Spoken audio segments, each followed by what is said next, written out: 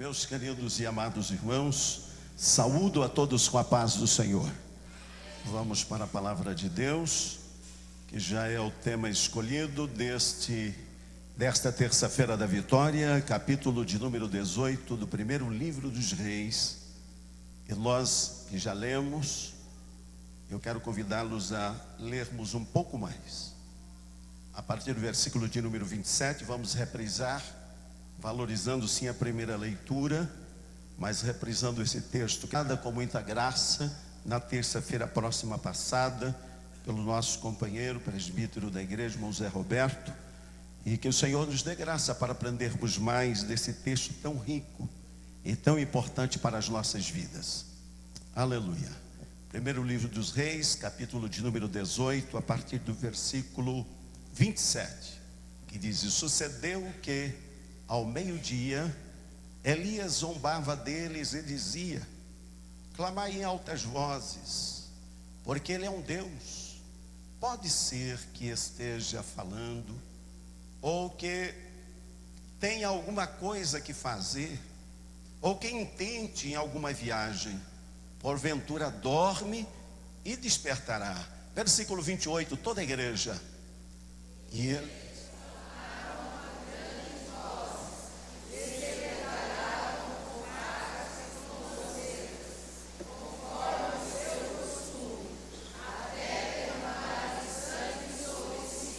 E sucedeu que, passado o meio-dia, profetizaram eles até que a oferta de manjares se oferecesse. Vou repetir: profetizaram eles até que a oferta de manjares se oferecesse. Porém, não houve voz, nem resposta, nem atenção alguma. 30, todos juntos. Então Elias disse a todo o povo: chegai-vos a mim. E todo o povo se chegou a ele, e declarou o altar ao Senhor, que estava quebrado. Elias tomou 12 pedras, conforme o número das tribos dos filhos de Israel ou de Jacó, a qual veio a palavra do Senhor dizendo: Israel será o teu nome. 32. E com aquelas pedras edificou o altar em nome do Senhor. Depois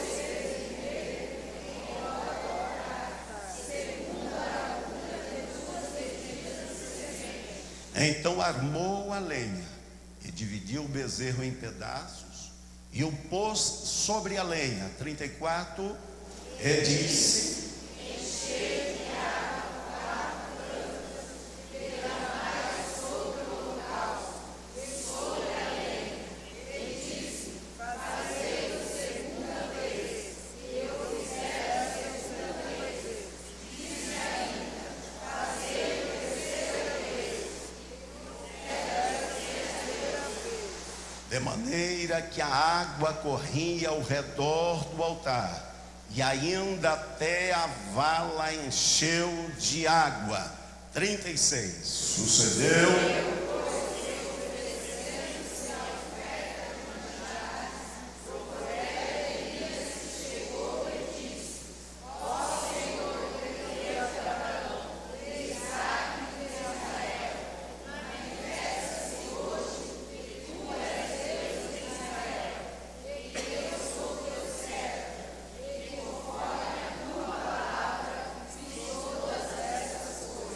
responde-me, Senhor, responde-me, para que este povo conheça que tu, Senhor, és Deus, e que tu fizeste tornar o seu coração para trás. 38 e último. Então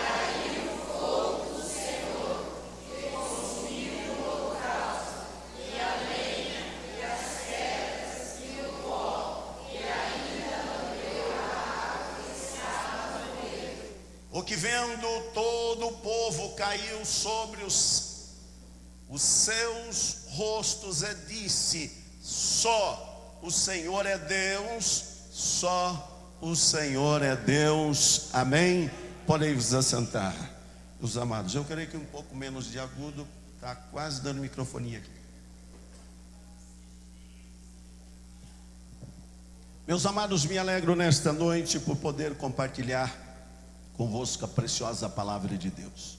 Me alegro de ver vários irmãos que estávamos aqui preocupados de não ter visto. Também não tínhamos como estar perguntando se estavam vindo, porque eu tive um período de ausência. Mas no domingo que aqui estive, não vi alguns irmãos, mas me alegro de vê-los. Listei aqui na oração e graças a Deus estou vendo aqui, com exceção de um. Os demais estão aqui, são todos bem-vindos em o nome de Jesus. Meus amados, foi nos incumbido esta responsabilidade de compartilhar desta palavra neste tema tão importante, que precede um outro momento que vai ocorrer a partir de terça-feira. Vai acontecer milagre, vai acontecer milagre. E eu posso dizer que o milagre já está acontecendo, porque nós estamos reunidos na presença do Senhor. O milagre já está acontecendo, meus amados, porque quando nós nos reunimos para adorar a Deus, reunimos em torno da sua palavra, alguma coisa diferente começa a acontecer. Você veio nesta noite pela certeza de que hoje aconteceria alguma coisa diferente, e ela já está acontecendo, porque senão nós não viríamos aqui para adorarmos o maravilhoso nome do Senhor. Meus amados, nós temos aqui, conforme o pastor teve a direção de falar neste período sobre este tema, consertando ou colocando em ordem o altar do Senhor, ou reparando, ou em outra passagem, restaurando, ou reparando, ou colocando em ordem o altar do Senhor. Meus amados, olhando para esse texto, é uma experiência muito linda, muito especial, mas muito dolorosa e decepcionante para um povo chamado povo de Deus. Chamado povo de Deus. Quando nós olhamos, meus amados, o cenário em que eles estavam vivendo, aqui não estava tratando de uma nação que não tinha nenhum conhecimento de Deus, que nunca houvera falado de Deus. Estava tratado, ou está sendo tratado, de um povo chamado povo eleito, povo escolhido, nação eleita de Deus para um propósito especial no Antigo Testamento. E este povo, meus amados, à medida que o tempo foi passando, eles foram distanciando de Deus. E nós encontramos aqui um momento de distanciamento deste povo de Deus. Nós encontramos aqui um relato de uma restauração, de uma restituição. Porque o propósito de Deus, meus amados, não é deixar as pessoas na perdição, não é querer que as pessoas se percam, senão que todos cheguem ao conhecimento da salvação, do livramento, da bênção, da restauração de Deus. Embora o povo houvesse distanciado, e quando a pessoa distancia de Deus, ele não quer mais ouvir de compromisso com Deus. Aquela nação que era dividida em 12 tribos, havia se dividido, e agora estavam dois reinos, reino do norte, reino do sul. Irmãos eram, entraram em uma terra prometida com propósito, agora estavam divididos.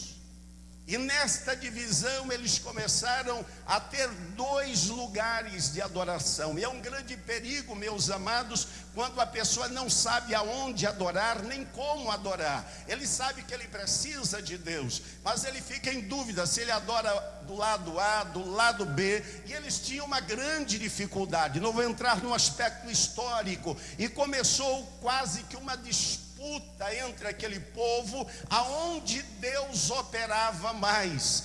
Porém, meus amados, aquele momento de emoção passa, porque a emoção, ela é passageira. Feliz o crente que ele não vive só de emoção. Nós temos que ter emoção, mas, meus amados, nós temos que ter um culto com razão, com a mente, com o coração, com entendimento, porque a emoção, meus amados, ela passa quando a dificuldade bate.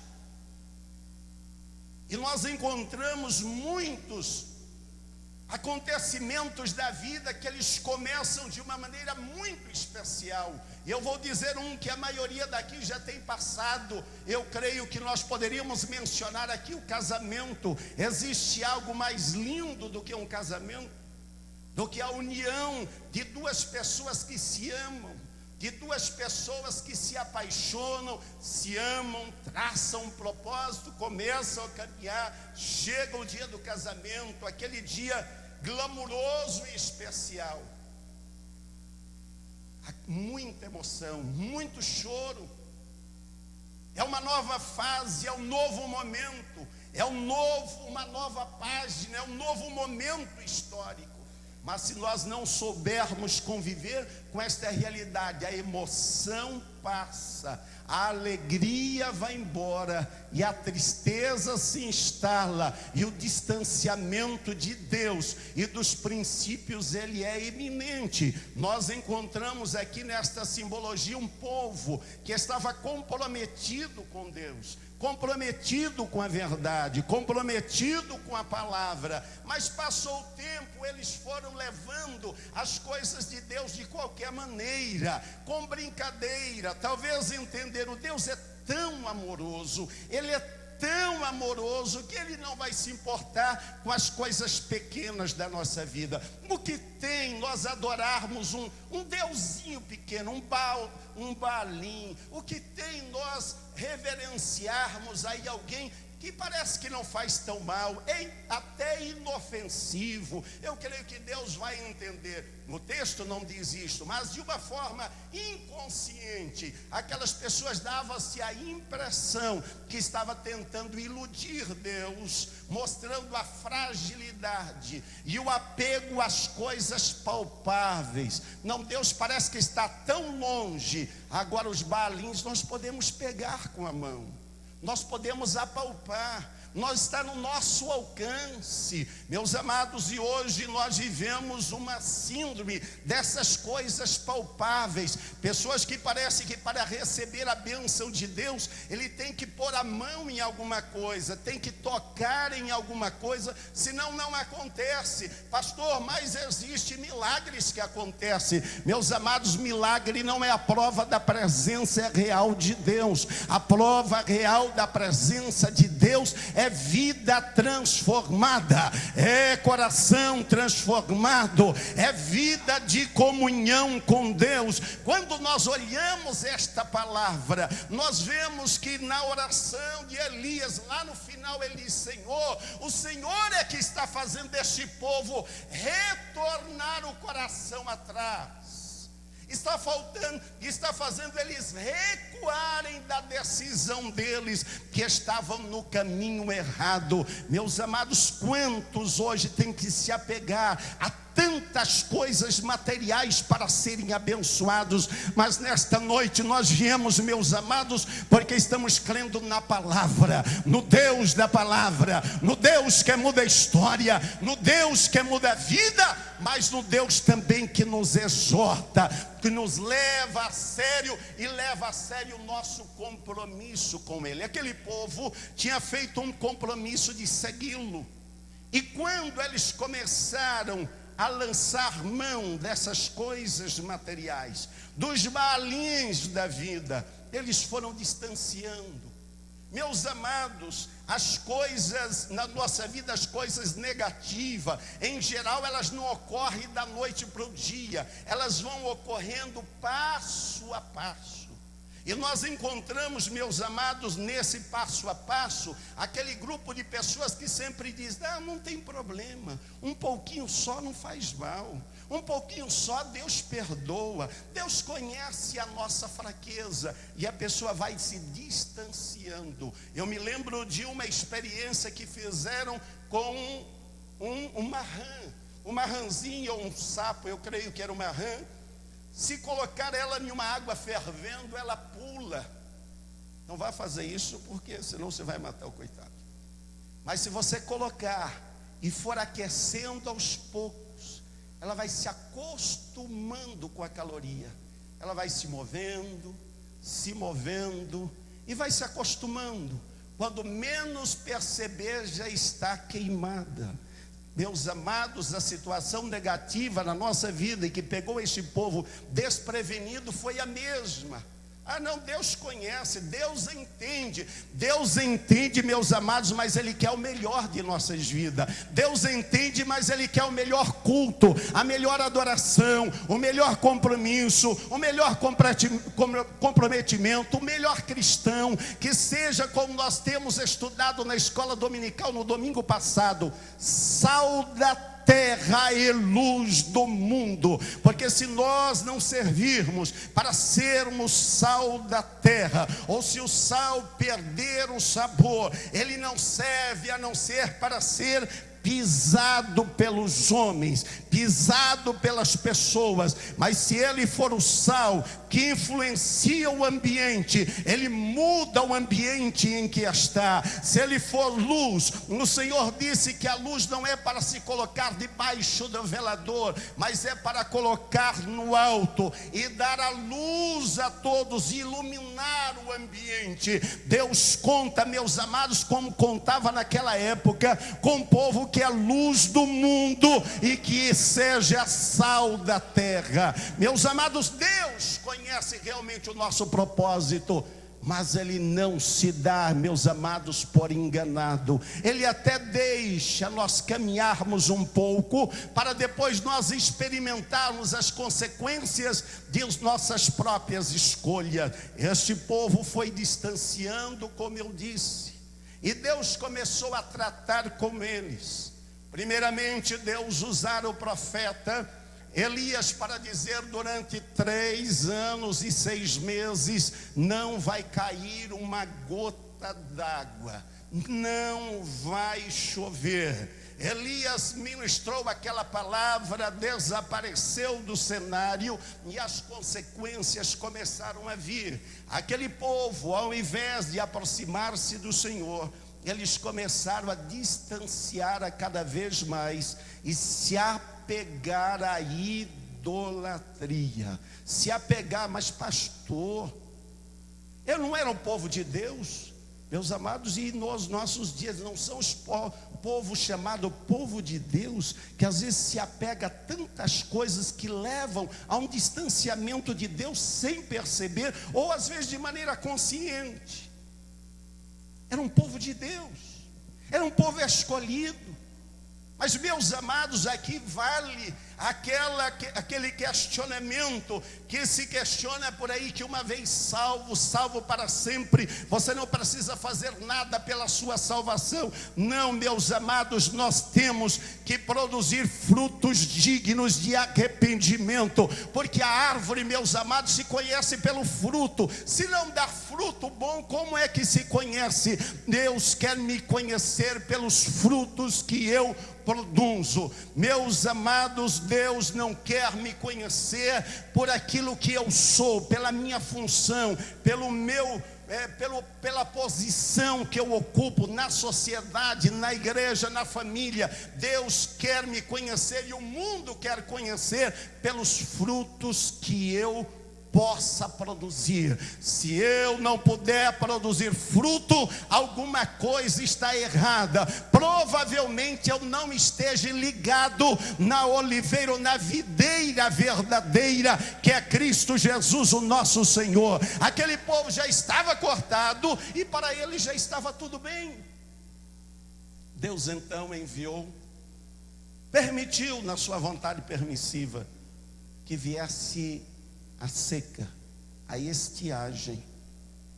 E eu imagino, meus amados, que se viesse uma estiagem de 3 anos aqui em Limeira, que seria da nossa cidade? Às vezes uma estiagem de 3 meses, nós já não sabemos o que fazer. As pessoas já não conseguem mais respirar direito, as pessoas não conseguem mais saúde, a água começa a ficar escassa, as pessoas começam a ter dificuldade, o ar começa a ficar rarefeito. Agora imagine 3 anos. 3 anos. Mas chegou o tempo, meus amados, vamos andar um pouquinho com a história. Chegou o tempo que Deus então conduz a vida de Elias. Porque uma coisa linda que nós vemos aqui é que Deus conduz a história. Deus, Ele é soberano. Ele está no controle de todas as coisas. Às vezes nós de um culto ou outro repetimos, Deus está no controle, mas nós não nos atentamos realmente para isto. Mas eu quero dizer, meus amados, que Deus está no controle de todas as coisas, mesmo que nós não consigamos admitir. Deus está no controle de todas as coisas, e eu tenho certeza que você crê nisso, porque você já entregou a sua vida a Cristo, amém? Aleluia. Então Deus está no controle da sua vida, Deus está no controle dos seus negócios. É possível que você indague como qualquer um outro ser humano, e assim como Gideão, quando o Senhor disse: varão valoroso, o Senhor é contigo, ele disse numa atitude meio de revolta: se o Senhor é comigo, porque todas essas coisas estão me acontecendo? É normal nós perguntarmos isto. Se Deus é comigo, por que essas coisas estão acontecendo? E nós transferimos como que para Deus os acontecimentos. Talvez seja melhor nós olharmos para nós e dizer: Senhor, será que esses acontecimentos ao meu redor se refere ao meu posicionamento como cristão?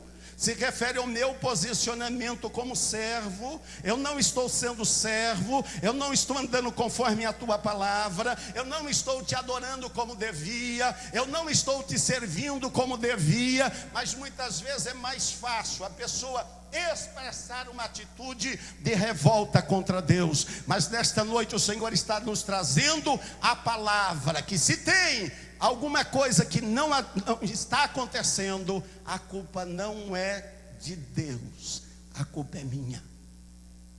A culpa é minha. Se pedis e não recebeis, é porque pedis? É porque pedis? Está na palavra.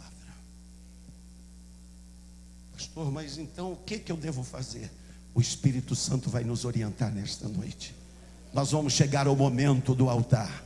Nós vamos chegar ao momento do altar, e o Espírito Santo vai orientar a mim e a você aonde nós podemos melhorar, aonde nós podemos sair da área do conforto relativo e dizer: eu preciso tomar uma postura, uma posição, mudar no que depende de mim. Eu quero que haja uma mudança, porque no que depender de Deus, Ele já está traçando e já tem traçado a minha história para a vitória da minha vida. Meus amados, nós encontramos aqui neste texto, se olharmos, Acabe, ele estava indignado e colocando toda a culpa em Elias.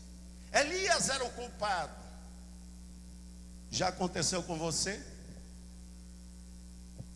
Por acaso, será que já aconteceu com você? Você achar alguém que é culpado da sua situação? Para Acabe, ele não estava olhando o posicionamento dele. Elias era o culpado. Parece que o culpado é sempre aquele que fala a verdade.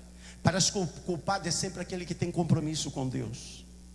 Parece que o culpado errado é sempre aquele que está buscando a direção de Deus. Ele pode ser até em algum momento interpretado assim. Nós encontramos quando Paulo, lá no último capítulo, penúltimo capítulo de Atos, ele estava indo para Roma, estava indo em uma embarcação. Ele tentou interferir algumas vezes, dizendo: olha, é melhor nós não navegarmos, porque a viagem vai ser prejudicial. Seria como ele estivesse calado, dizendo: Paulo, de embarcação conhecemos nós, de navegação conhecemos nós, de mar conhecemos nós, você não conhece nada. Paulo se calou, mas ele estava com a verdade absoluta, porque ele estava na direção de Deus. Quando tudo começou a quebrar, e eles disseram: agora é a hora do salve-se quem puder, é melhor tirarmos a vida deste povo, e salve-se quem puder. Paulo então se coloca em pé e diz: não faça nenhum mal, porque o Deus a quem eu sirvo, ele me visitou esta noite, esta madrugada, e ele diz que ninguém vai vai se perder, porque, meus amados, pode sim, por um tempo, você que está na presença do Senhor, que está zeloso pelas coisas de Deus, parecer que você é o culpado, você é o errado, mas enquanto você estiver na palavra, Deus cuidará da sua vida e há de te guardar em todos os momentos, aleluia, para te exaltar no tempo certo. Mas espere o tempo do Senhor, não se apresse, não se apresse, é a palavra do Senhor para a sua vida nesta noite, porque Ele ainda está no controle, Ele tem o controle nas suas mãos, e agindo Ele, quem impedirá quando age o Senhor? Porque é Ele que nos justifica, é Ele que te justifica, é Ele que te dá vitória, é Ele que te renova nesta noite, para ter uma nova experiência com o Senhor. Meus amados, nós encontramos aqui aquele povo, olhando para Acabe, e querendo encontrar Elias. Teoricamente, Elias era o culpado da seca, porque foi Elias que profetizou. Quantas e quantas vezes nós falamos algo em nome de Deus, e a coisa não sucede no tempo que as pessoas esperam, e nós passamos a ser escárnio para as pessoas. Mas aquele que fala segundo o querer de Deus, espera também o tempo de Deus para se cumprir. Aquele que fala segundo a palavra de Deus, ele também espera o Deus da palavra, o Deus da palavra cumprir os seus propósitos e seus desígnios. Para o povo, Elias era culpado, esta seca, Elias. E Acabe procurou entre todas as províncias e não encontrou Elias em hipótese alguma, porque Deus o escondera. Irmãos, Deus é especialista em nos colocar em evidência e nos esconder quando for necessário. Quando for para colocar em evidência, é Ele que coloca, e quando for para esconder também, é Ele que nos esconde, e ninguém acha, não há ninguém que toque. Elias estava no esconderijo do Altíssimo, à sombra do Onipotente. Elias estava descansando, aleluia, sobre o cuidado de Deus. Acabe procurou. Como Acabe não encontrar Elias? Humanamente era impossível. Acabe disse: olha, vamos ter que fazer o seguinte. Chamou lá um mordomo. Que mordomo especial Acabe tinha, por nome Obadias. Disse: Obadias, eu vou para um lado, você vai para o outro. Vamos procurar algum lugar que tenha aí alguma erva verde, para colocar os animais para pastarem, os animais que servem à corte, porque senão nós não temos como sobreviver. Acabe foi para um lado. Acabe deixou o palácio para tentar resolver o problema de alimentação dos animais da corte, porque a seca era tremenda. Mas no palácio tinha uma pessoa, no meio de tanta incredulidade, tinha um Obadias que temia o Senhor. Meus amados, às vezes eu ouço as pessoas dizer: pastor, eu não consigo servir a Deus porque lá onde eu trabalho eu sou sozinho. Eu não consigo servir a Deus porque na minha família eu sou sozinho. Eu não consigo servir a Deus porque a minha família ninguém serve. Quem servia ali no palácio de exemplo, a não ser Obadias, que havia tido uma experiência com Deus na infância, e agora estava ali no palácio a serviço de Acabe, mas não havia perdido o temor de Deus. Chegou o momento que eles procuraram Elias, não encontraram, então começaram a procurar todos os que se diziam profetas, e disse: vamos acabar com esses profetas. E levaram para o palácio. Obadias, em um gesto de entendimento, porque quem serve a Deus tem a mente do Senhor, tem a mente de Cristo. Ele começou então a esconder os profetas. escondeu 2 grupos de 50 e começou a sustentar. Todos os dias dava água e dava alimento, até que o período de perseguição passou. Meus amados, por mais que nós achemos que estejamos sozinhos em dificuldade, sempre haverá alguém, um remanescente em algum lugar, que não importa o que houver, o que acontecer, ele diz: eu não nego o nome do Senhor. Estava todo mundo errado, Obadias era obrigado a atender o pedido de Acabe, mas ele não tinha como ferir o seu compromisso com Deus.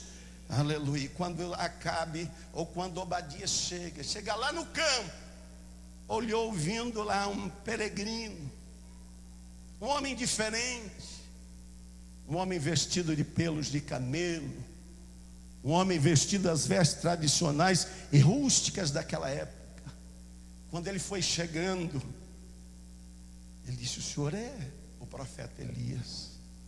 Não tinha nada, irmãos, que marcava Elias, mas existia comunhão. Obadias no palácio e Acabe como profeta. Meus amados, para nós sentirmos comunhão com os irmãos, nós não precisamos estar na Bíblia, estar com a Bíblia embaixo do braço. Nós não precisamos estar com roupa de crente, embora seja normal nós andarmos de ser decentemente vestido, mas não é necessário estar de terno para dizer que eu sou crente. Não, irmão, é necessário estar em comunhão com Deus. Eu estando em comunhão com Deus, aonde eu chegar, alguém vai olhar e dizer: você é crente. Mas por quê? Ele pode até não saber explicar, mas ele vai dizer: eu senti comunhão. Eu senti comunhão. Obadias sentiu comunhão com Elias, e Elias diz: olha, vai lá avisar para Acabe que eu quero me encontrar com ele. Diz: o quê? O senhor quer que eu perca a minha vida? Acabe já procurou o senhor por inúmeros lugares. Agora eu vou arriscar a minha vida, dizer que eu encontrei o senhor aqui. E quando ele vier encontrar, o Espírito do Senhor tirou o senhor daqui e eu ir para... Não. Obadias sabia, irmãos, que quem anda no Espírito, quem anda na direção, irmão, ele não está na sua vontade própria. Vou lá para falar que Obadias, o senhor vai esperar aqui, e Deus lhe tira daqui, eu passo por mentiroso e perco a minha vida. Não, Obadias tinha experiência com Deus. Meus amados, quem tem experiência com Deus, o Espírito Santo não deixa você enganado. Não deixa você se enganar. Não deixa enganar se é Deus ou não é Deus. Tem muitas pessoas em nossos dias que ficam naquela expectativa: será que foi Deus que falou? Será que não foi Deus que falou? Será que foi o homem que falou? Será que não foi o homem que falou? Mas pode ser sim, pode ser que não. Meus amados, quem tem o Espírito Santo na sua vida, ele não fica enganado. Espera o tempo. Espera o tempo. O tempo, meus amados, é Senhor da razão. Mas acima do tempo, Senhor da razão, existe um Senhor do tempo. É o nosso grande Deus, Ele que está regendo todas as coisas. Espere. Por que desesperar? Por que não querer entender o tempo de Deus? Aleluia. Aleluia. Aleluia. Por que não saber esperar o tempo do Senhor? Obadias podia ter dito: era melhor adorar a Baal. Está todo mundo adorando Baal. Obadias podia ter dito: é melhor eu fugir desse palácio aqui, porque ninguém serve a Deus. Obadias entendeu que ele estava no lugar certo, na hora certa. Diz: Deus me colocou aqui, eu não vou sair. Deus me colocou aqui, eu não vou sair, porque eu sou sal da terra e luz do mundo. Equivoca-se, meus amados, aqueles que pensam que servir a Deus é viver, irmão, regado de benefícios, de elogio, de tapinha nas costas e dizer: você é o poderoso, você é o campeão, você é o herói, irmão. Não, às vezes as pessoas não vão pensar isso de você. Importante é aquilo que Deus pensa ao seu respeito, para no seu tempo colocar você na posição que Ele quer, para que o nome dele seja engrandecido na sua vida. Aleluia. Está difícil chegar no altar aqui, mas eu vou chegar. Não vou chegar nada. Aleluia. Meus amados, nós lemos a palavra e o Senhor vai nos conduzindo de alguma maneira que a gente não consiga entender. Aleluia. Porque todos, aleluia, vamos aqui ao 18, em que lemos. Bom, Obadias está bem. Se o senhor entende que é esse o tempo, ele diz: não, o Senhor me disse que hoje é o dia de eu encontrar com Acabe. Obadias foi, comunicou, Acabe encontrou-se com Elias. E quando foi chegando para Elias, diz: és tu, Elias, perturbador de Israel? Se eu não. Perturbador de Israel é o senhor, a sua família, os seus pais, a sua mãe, a sua esposa. Vocês sim que são perturbadores de Israel, mas eu não. Elias, meus amados, sabia que era o momento de Deus, era o tempo de falar. Elias disse: olha, vamos fazer o seguinte, o texto nos dá esse entendimento. Se o senhor acha que eu sou culpado dessa situação, então convoque o povo e vamos aqui fazer um desafio para ver quem é Deus, porque o Deus verdadeiro, ele responde. Amém, irmãos? Deus verdadeiro responde, Baal não responde. Deus verdadeiro responde. Acabe, ele nem pensou, porque Acabe estava irado. Acabe queria de alguma forma exterminar com Elias. Elias falou: peraí, não sou eu perturbador, não sou eu o culpado desta seca. O culpado é vocês, o culpado é o povo, o culpado é o Senhor que tem encaminhado o povo para a idolatria. Então, já que vocês acham que Baal é Deus, então vamos fazer um desafio. Avise aí por todas as províncias, traga aqueles profetas de Azera lá que serve a sua esposa, traga os profetas de Baal, lá vamos marcar um encontro no monte. Qual monte? Que monte? Oh, que monte foi? Carmelo. Monte Carmelo. E lá vocês vão ver quem é o Deus verdadeiro. É muita coragem, irmão, para um homem diante de uma autoridade desafiar uma nação que estava desvinculada da presença de Deus, que estava fora da direção de Deus. Portanto, meus amados, fica aqui uma lição para nós: não queira guerrear com aquele que está fora da direção de Deus. Não queira desafiar aquele que está fora da direção de Deus com a força do seu braço, mas esteja na direção do Senhor, esteja na orientação. Não queira mudar as pessoas simplesmente porque você acha que eles devem mudar. Fale para eles que Deus é poderoso para mudar a circunstância através de uma prova. Acabe então sai, estou resumindo, só tenho 5 minutos, meus amados. Acabe sai, prepara aquela multidão, traz aqueles profetas, chegam no monte. Elias disse: olha, vamos fazer o seguinte, nós vamos ter que oferecer aqui um holocausto, um sacrifício, a oferta de manjares, o sacrifício. Como vocês são a maioria, eu vou dar a oportunidade de vocês se organizarem primeiro.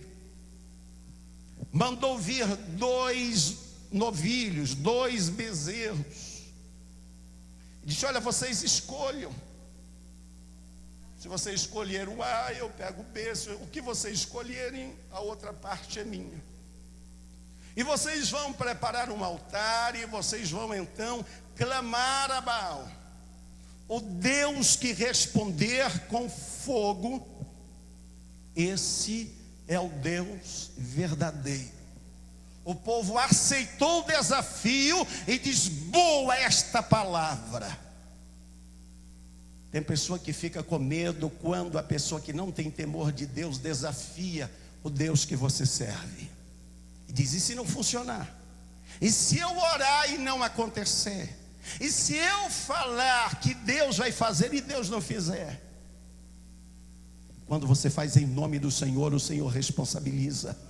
Quando você faz em nome do Senhor, Ele assina embaixo, aleluia, e aprova a sua ousadia, porque é o nome dEle que precisa ser glorificado, aleluia. Aquele povo então prepararam ali uma lenha, colocaram ali o animal, retalharam e começaram a profetizar. Quando eu li esta palavra, que os profetas de Baal também profetizam, irmãos, eu pensei: Senhor, nos dê entendimento para saber quando é Baal que fala e quando é o Senhor que fala. Tem muitas pessoas ouvindo Baal pensando que é Deus que está falando, e não é Deus que está falando.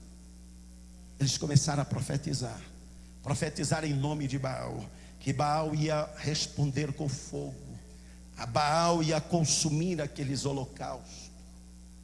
Eles tinham uma aparência, um ritual bonito. Eles cantavam, eles dançavam bem, mas não havia manifestação de poder. Dançavam até bonito, mas não havia manifestação da presença de Deus. Meus amados, olhei esse texto e pensei como muitas pessoas querem fantasiar o poder de Deus, o Evangelho. E tem pessoas que dizem: não, vamos fazer aqui uma dancinha e Deus vai manifestar. Meus amados, se é dança, só se for no Espírito, cheio do Espírito do Senhor. Balançar o corpo para dançar não traz a presença do Senhor. Somente quando você está em comunhão, aí sim você pode saltar, aí você pode fazer o que for, mas é o Espírito do Senhor na sua vida, não é apenas um movimento corporal. É por isso que o apóstolo Paulo diz que o exercício corporal para pouco, para a vida espiritual para nada serve.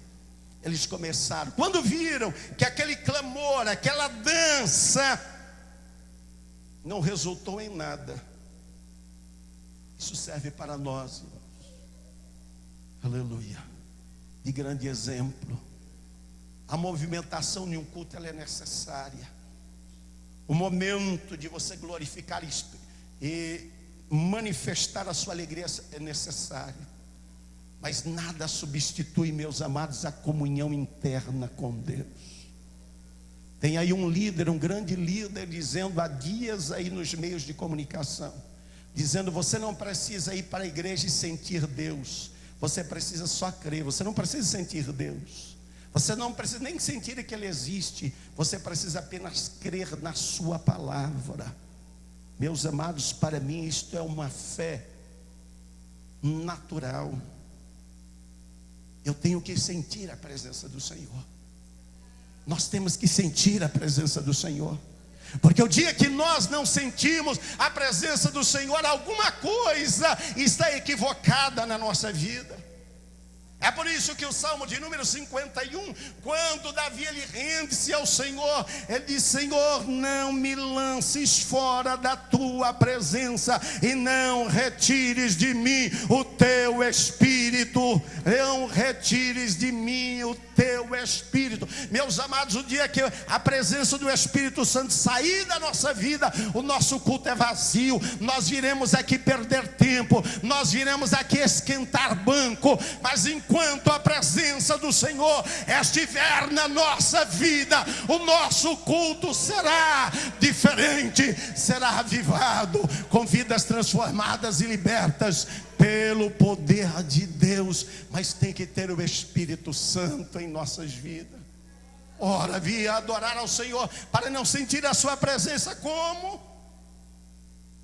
É uma nova maneira de tentar engodar o povo, que o povo estão com a mente, o coração cheio das coisas materiais e não tem espaço para Deus. E a pessoa diz: não, você não precisa sentir Deus. Um grande líder, se vocês observarem, vocês vão perceber isso. Você não precisa sentir Deus, pois eu digo, meus amados, a palavra diz que nós temos que estar em comunhão com Ele, sentir a sua presença, aleluia. E quando nós não conseguimos sentir, vamos nos render a Ele e dizer: Senhor, se a tua presença não for comigo, eu não dou um passo, eu não resolvo mais nada, eu não faço mais nada, eu não consigo ser nada. Senhor, a tua presença precisa ser comigo. Moisés entendeu bem.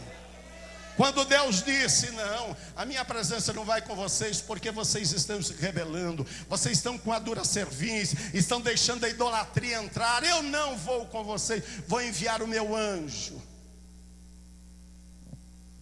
Moisés sabia, irmãos, a função do anjo. Anjo não é para ser adorado.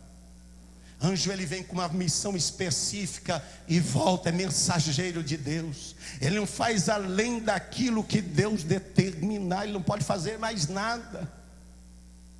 Ele não pode fazer nada além daquilo que Deus determinar. E quando Deus disse: eu vou só permitir que o meu anjo vá com vocês, ele disse: não, Senhor. O anjo, amém. O Senhor prova que me ama, que está se agradando, mas se a tua presença não for conosco, Senhor, eu não saio daqui. Se a tua presença for comigo, eu não tomo decisão. Se a tua presença não for conosco, Senhor, não tem sentido. Nós não conseguiríamos andar pelo deserto, Senhor. A tua presença.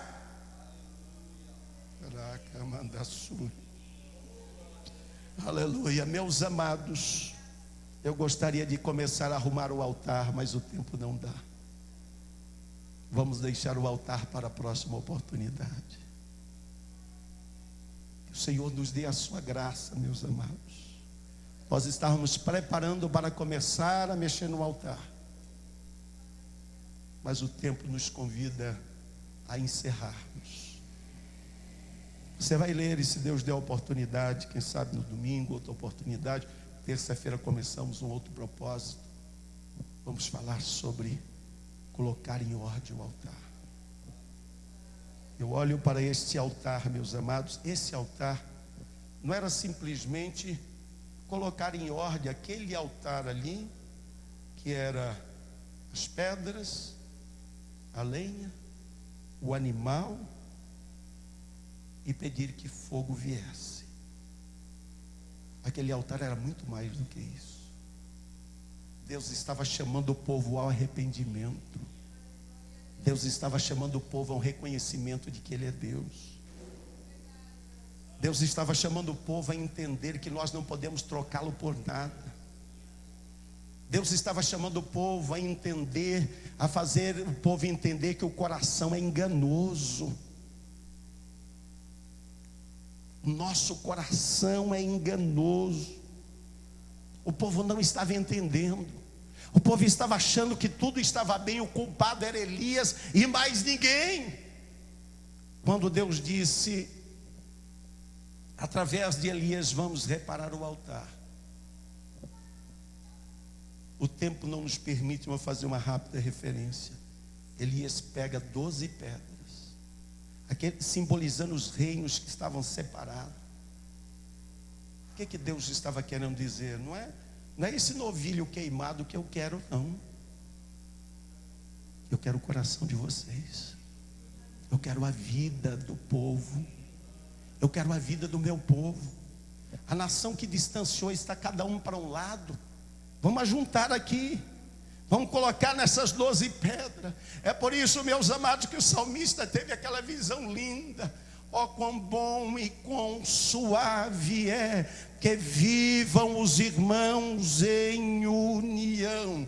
É como óleo precioso que desce sobre a cabeça, é como óleo, a unção que desce do alto e vem de Deus. Quando ele começa a colocar as pedras, Deus vai dando a direção e diz: une o povo primeiro através das pedras, através dos líderes, traga aqui os representantes. Eles estão pensando que eu vou mandar fogo só para queimar um pedaço de carne queimada. Não, eu quero o povo, eu quero o coração do povo. Meus amados, Deus não quer o sacrifício de você vir aqui somente para dizimar, trazer o dízimo aqui, trazer a sua oferta, contribuir com a obra missionária, fazermos uma campanha, abençoarmos pregadores. Deus quer a minha alma, a minha vida, o meu coração, para fazer dele a diferença para este tempo.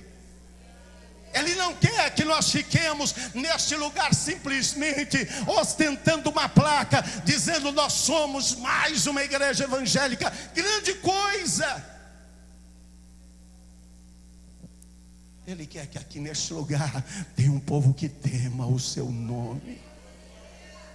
Ele quer que neste lugar tenha um povo que reconheça que a soberania dele, que quando o povo começa a se distanciar e cada um faz o que quer, o que dá na sua cabeça, o reino dividido não prospera. Meus amados, reino dividido não prospera. E o Senhor disse a ele: pega uma pedra, o representante, junta eles. Eu quero que meu povo se ajunte. Fiquemos com esta primeira lição do altar. Coloque-se em pé, meus amados. Aleluia. Não deu tempo nós colocarmos em ordem o altar, mas dá tempo nós colocarmos em ordem o nosso altar nesta noite. O altar aqui tem uma grande simbologia, e no momento certo Deus vai dar a direção ao pastor Márcio como fazer. E se passar para outra etapa, você vai ler na palavra e o Espírito Santo vai lhe dar entendimento. Eu só quero concluir aqui um minuto dizendo: Deus quer mais de mim. Deus quer mais de você nesta noite. Eu posso melhorar, nós podemos melhorar. Amém, irmãos? Nós podemos melhorar. Qual é o seu melhor que você pode dar para o Senhor? Qual é o seu melhor que você pode dar para Deus nesta noite? Qual é o seu melhor que você pode despir da sua realidade e dizer: Senhor, eu reconheço que o culpado da minha situação não é o profeta que falou e ainda não se cumpriu, não é o Senhor que não cumpriu a sua palavra. O culpado não é a esposa, não é esposo, não são os filhos. O culpado não é o patrão, o culpado não é a autoridade. Se tem um culpado, sou eu mesmo, Senhor. E eu quero mudar. No que eu depender de mim mudar, eu quero mudar. Eu quero ser diferente. Obadias entendeu isso. O reino era corrompido, mas Obadias tinha um coração sincero. Obadias não se encurvou a Baal.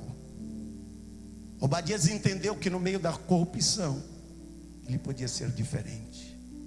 Quando eu entender que no meio da corrupção eu sou diferente, as coisas mudam. É muito fácil nós olharmos e dizer: esse Brasil, ele é complicado. Ele diz: o Congresso é apodrecido. Não estou dizendo que o seja. A Câmara, as prefeituras, as autoridades, muitos líderes religiosos. Eu quero dizer, meus amados, que as instituições, elas são abstratas, elas são sérias. O grande problema está nas pessoas que ocupam as funções. O grande problema está nas pessoas. E quando as pessoas se deixam mudar por Deus, as instituições se tornam sérias. Quando os crentes se rendem à presença do Senhor, as igrejas se tornam mais avivadas, as famílias se tornam mais abençoadas. Quando nós entendemos a nossa posição no reino de Deus, Nós, embora como humanos entendemos que outro pode até ter culpa de alguma situação negativa, mas já diz: a minha vida está nas mãos do Senhor. Pararam de cantar porque foi um período. Parou-se de cantar aquele hino: a minha vida é do Mestre. Parece que o povo cansou. A minha vida é do Mestre. A minha vida é do Mestre. Para a nossa vida ser do Mestre, nós temos que andar como o Mestre orienta. Quantas e quantas pessoas reclamam de tudo e de todos. Eu não sou feliz por causa de A, de B, de C. Eu não sou próspero por causa desse ou daquele. Eu tenho a minha dificuldade por causa de A e de B. Meus amados, é possível ser feliz sozinho. É possível ser feliz num palácio cercado por idólatras. É possível ser feliz, ser abençoado por Deus, como estava Elias, no meio de uma seca, no meio de uma provação. Deus tira ele de uma situação, deserto, ou seja, o ribeiro seca. Ele manda ele para a cidade. Quando chega na cidade, quem vai sustentar é uma viúva que já está quase morrendo. Mas Deus provou: Elias, eu estou no controle, você está nas minhas mãos, Elias. Meu amado, entenda que você está nas mãos de Deus. Entenda que você está no controle do Senhor. Entenda que Deus, Ele está no controle de todas as coisas. Se alguma coisa tem saído, é porque eu tenho saído do controle de Deus e tenho tentado resolver as coisas à minha própria imaginação, conforme o meu coração. Mas nesta noite vamos voltar à nossa posição, dizer: Senhor, eu entendo e aceito que o Senhor está no controle. Eu não sei como lidar com essa situação, com relação à família, com relação ao trabalho, com relação à vida conjugal, com relação a filhos, com relação à vida financeira, com relação ao matrimônio, com relação aos pais, com relação a sogro, com relação aos avós, com relação àqueles que me cercam. Eu até nem sei lidar, mas Senhor, eu creio que o Senhor está no controle e me dê a direção. Eu quero orar por sua vida nesta noite. Eu quero abençoar a sua vida. Eu quero convidar você que queira vir à frente. Nós queremos orar por você. Você que queira tomar uma nova postura, uma nova posição. Não transfira mais a culpa para outro. Assuma você mesmo e diga: Senhor, muda. Talvez você fique olhando para outra pessoa e diz: eu gostaria de ser igual fulano. Não, você vai ser você mesmo, mas um você transformado segundo a vontade do Senhor. Deus quer mudar vidas nesta noite. Deus quer mudar vidas nesta noite.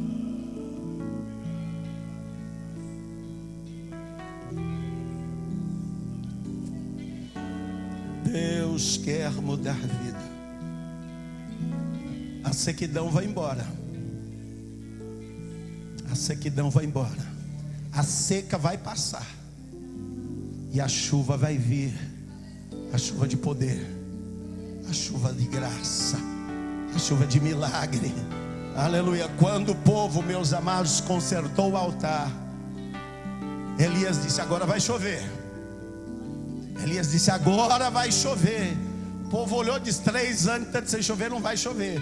Olha, Deus vai mandar um sinal. Há poucos dias aqui, eu acho que o pastor Márcio pregou. E o profeta disse: vai olhar. Ele disse: aí, o sinal é tão pequenininho. Pode correr e preparar que a chuva vem. Porque o arrependimento chegou. A proposta de mudança chegou. Então a atuação de Deus chegou. A seca, a estiagem vai passar para muitas pessoas nesta noite. A chuva vai chegar. Mesmo que nós não chegamos aqui na lição do altar, mas a chuva vai chegar sobre a sua vida. Eu quero orar por você. Aleluia, nós queremos orar por você. Eu quero pedir aqui, são vários obreiros. Tem uns aqui com sono, abrindo boca, quase mordendo o irmão na frente. Mas eu quero pedir aqui aos irmãos, obreiros aqui, 2, 3 obreiros aqui, ó, nesse corredor, 2 nesse e mais 2 naquele. E nós vamos orar aqui pelo povo. Aqueles irmãos que estão lá atrás precisam ser abençoados por Deus. Tem pessoa que às vezes senta atrás, não estou criticando. Eu vou ficar aqui mais longe. Quer dizer que Deus quer te alcançar. Desde que eu cheguei, eu olhei para aquela última irmã lá. Eu não sei o que Deus tem com você mesmo. É você mesmo, ele blusa bege. Desculpa. Deus tem algo especial para a sua vida hoje. Eu não sei o que é. Desde que eu cheguei, eu olhei. Deus me tocou que tem alguma coisa para a sua vida nesta noite. Aleluia. Deus tem algo para o seu coração hoje. Não sei o que você está buscando, não sei o que você está esperando. Cadê os diáconos, irmãos? Aqui no corredor para nos ajudar. Vocês vão estender as mãos. E naqueles em que vocês sentirem, tem autoridade de Deus, irmão. Ore pelas pessoas, abençoe as pessoas. Eu peço aqui que uma irmã, deixa eu ver. Irmã Tila, a senhora está sozinha aí, mas me ajude. Ore para aquela irmã lá, a última irmã. Eu não sei o que é que Deus tem na vida dela. Aleluia, eu sei que Deus tem algo especial para ela nesta noite. Aleluia. Aleluia, está faltando aqui obreiro nesse corredor aqui, ó. Mais ali no meio, um aqui no meio, outro aqui no meio. Não tem um obreiro? Cadê, irmão? Pode ser os irmãos aqui, deixa só 2 aqui na frente. Um ali no meio, outro ali no meio. Os diáconos aí, revezam, vai no meio, pronto. Pronto, nós vamos estar orando, irmão. Estenda as mãos. Aleluia. Aleluia. Essas pessoas precisam de algo de Deus nesta noite. E o Senhor vai fazer aquilo que você vai sair daqui dizendo: só o Senhor é Deus. Só o Senhor é Deus. Só o Senhor. Maravilhoso Deus, eterno Pai, Criador dos céus e da terra. Nesta noite, Pai, nós reconhecemos a Tua grandeza, o Teu poder, a Tua soberania. Ah, Senhor, os Teus filhos, ó Pai, entenderam, compreenderam pelo Teu Espírito a Tua palavra. E agora, Senhor amado, eles estão aqui diante da Tua presença, porque depende, Senhor amado, da Tua graça, para reparar o altar, para reconstruir, ó Pai amado, para colocar em ordem, Senhor Deus, aquilo que precisa ser colocado, para que nós possamos viver, Senhor amado, essa dimensão de vida espiritual, de comprometimento com o Senhor. Meu Deus, olha para a Tua igreja, olha para o Teu povo nesta noite. Ó Espírito Santo de Deus, nós somos templo e morada do Teu Espírito, Senhor. Dependemos da Tua graça, dependemos, ó Pai, da Tua unção, dependemos da Tua presença, Senhor, porque sem a Tua presença nós nada somos, sem a Tua presença nós nada podemos, ó Pai. Deus, nós estamos aqui como dependentes do Senhor. Usa da Tua misericórdia, Pai, para com a vida da Tua igreja, para com a vida do Teu povo, Senhor. Fortaleça-nos espiritualmente, nos renove nesta noite, Pai. Deus, em nome de Jesus Cristo, restitua, Senhor Deus, restitua, meu Pai amado, restitua a vida espiritual deste Teu filho, desta Tua filha, em o nome de Jesus, ó Pai querido, que a Ti pedimos, que a Ti te suplicamos, Pai, porque o nosso desejo, Deus, é que o fogo do Teu Espírito, é que a Tua presença esteja acesa continuamente, ó Pai, sobre o nosso altar, sobre a nossa vida espiritual. Nós queremos sim, ó Pai, estar sentindo a Tua presença, estar sentindo o Teu agir, o Teu trabalhar em nossas vidas. Em o nome de Jesus, ó Senhor, nós ministramos a Tua bênção para a glória do Teu nome. Apresentamos cada pedido de oração, ó Pai, que está aqui dentro desta arca de oração. Deus, aqui nós depositamos, ó Pai amado, meu Deus poderoso, os nossos anseios, as nossas necessidades. E tu sabes que muitos dos teus filhos têm colocado, Pai, o seu pedido de oração aqui porque creem, porque acreditam no sobrenatural, porque acreditam que somente o Senhor é Deus. Pai, em nome de Jesus, nós declaramos a tua bênção, nós ministramos a vitória, para a glória do teu nome. Deus vive e poderoso. Amém. Glória a Jesus. Tome seu assento só um minutinho. Aleluia.